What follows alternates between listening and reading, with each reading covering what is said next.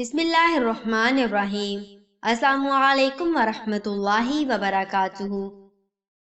آپ کو شاید یہ جان کر حیرت ہوگی کہ پاکستان چین کی پہلی کھڑکی تھا۔ چین کے لوگوں نے پاکستان کے ذریعے دنیا کو دیکھنا شروع کیا۔ PIA پہلی انٹرنیشنل ایئر لائن تھی جس کے جہاز نے چین کی سرزمین کو چھوا۔ اس لینڈنگ پر پورے چین میں جشن منایا گیا۔ پاکستان نے ایوب خان کے دور میں چین کو 3 جہاز فروخت کیے۔ ان میں سے ایک جہاز موزے تنگ استعمال کرتے تھے۔ اس جہاز پر آج بھی کرسٹی بائے پاکستان لکھا ہے۔ پاکستان پہلا ملک تھا جس نے چینی مصنوعات کی امپورٹ کی اجازت دی، اور ہم ایک طویل عرصے تک چین کے ریزر اور سوئیاں استعمال کرتے رہے۔ پاکستان نے چین کے مسلمانوں کو حج اور عمرے کی سہولت بھی دی۔ چین کے حاجی بسوں کے ذریعے پاکستان پہنچتے تھے اور پاکستان انہیں حجاز مقدس تک پہنچانے کا بندوبست کرتا تھا، اور پاکستان کا ویزا کبھی چین کے لوگوں کی سب سے بڑی خواہش ہوتا تھا۔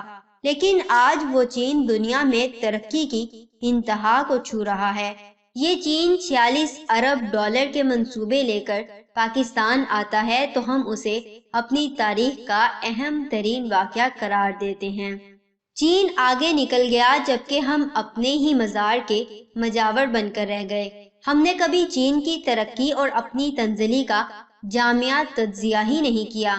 ہم نے کبھی ان وجوہات کا جائزہ نہیں لیا جن کے باعث چین نے چاند تک میڈ ان چائنا کی مہر پہنچا دی، جن کے ذریعے چین نے نہ صرف اپنے 100 ارب لوگوں کو روزگار، صحت، تعلیم اور شاندار زندگی فراہم کی، بلکہ وہ دنیا بھر کے 6.5 ارب لوگوں کی ماں بھی بن گیا۔ ہم نے کبھی چین کی ترقی کا سائنسی بنیادوں پر تجزیہ ہی نہیں کیا۔ آپ کو شاید یہ جان کر حیرت ہو، پورے یورپ میں ایسے 39 شہر ہیں جن کی آبادی 10 لاکھ سے زیادہ ہے، جبکہ چین نے پچھلے 30 برسوں میں 160 ایسے نئے شہر آباد کیے ہیں جن کی آبادی 10 لاکھ سے زائد ہے، اور ان میں دنیا کی تمام جدید سہولتیں موجود ہیں۔ آج مرسڈیز کاروں کا سب سے بڑا کارخانہ چین میں ہے۔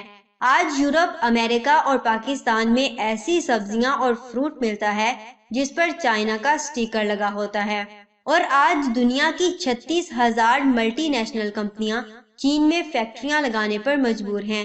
لیکن ہم نے کبھی چین کی اس ترقی کی وجوہات تلاش کرنے کی کوشش کی اور نہ ہی اپنے زوال کے شواہد اکٹھا کیے۔ ہم نے کبھی نہیں سوچا چین کی ترقی کے 4 اصول تھے۔ نمبر 1، مخلص لیڈرشپ۔ نمبر 2، انتھک محنت۔ نمبر 3، اپنی ذات پر انحصار۔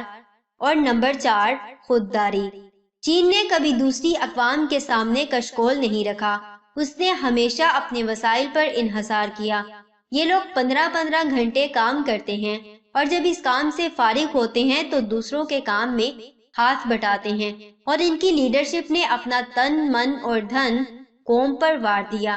ان کے لیڈر کا جنازہ 3 مرلے کے مکان سے نکلا، اور اس نے پوری زندگی کسی دوسرے ملک میں قدم نہیں رکھا۔ ہم نے کبھی یہ نہیں سوچا کہ چین کی یہ 4 خوبیاں ہماری سب سے بڑی کمزوریاں ہیں۔ ہم نے کشکول کو اپنی معیشت بنا رکھا ہے۔ ہم دوسروں کے وسائل پر انحصار کرتے ہیں۔ ہم دنیا میں سب سے زیادہ چھٹیاں کرنے والے لوگ ہیں، اور ہماری ساری لیڈرشپ کی جڑیں ملک سے باہر ہیں۔ ان کی اولادیں اور گھر تک دوسرے ملکوں میں ہیں۔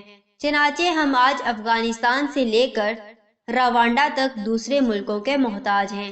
ہم سانس تک ادھار کی لیتے ہیں۔ ہمیں روٹی بھی دوسرے فراہم کرتے ہیں۔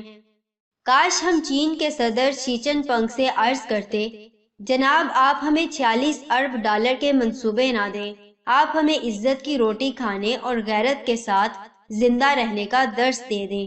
آپ ہمیں مچھلی نہ دیں، آپ ہمیں مچھلی پکڑنے کا طریقہ سکھا دیں۔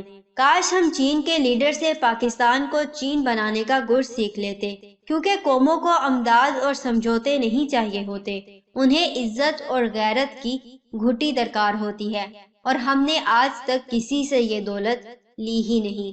ہم نے آج تک کسی قوم، کسی ملک سے یہ ہنر سیکھنے کی کوشش کی ہی نہیں۔ آپ یقین کیجئے ہم 74 سال سے مردار خور اور بھکاریوں کی زندگی گزار رہے ہیں۔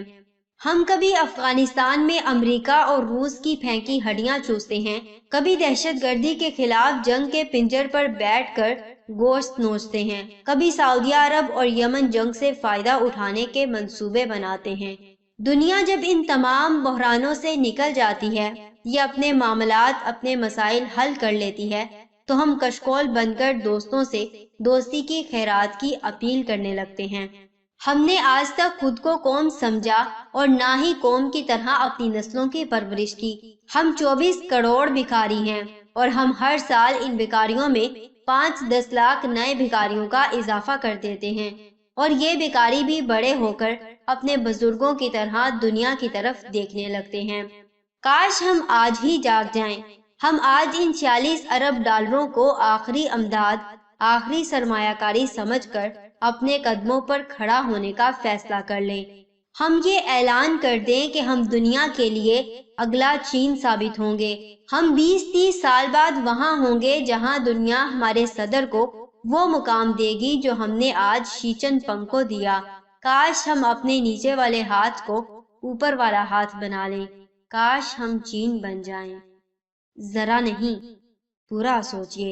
جزاکم اللہ خیر و احسن الجزا۔ السلام علیکم ورحمۃ اللہ وبرکاتہ۔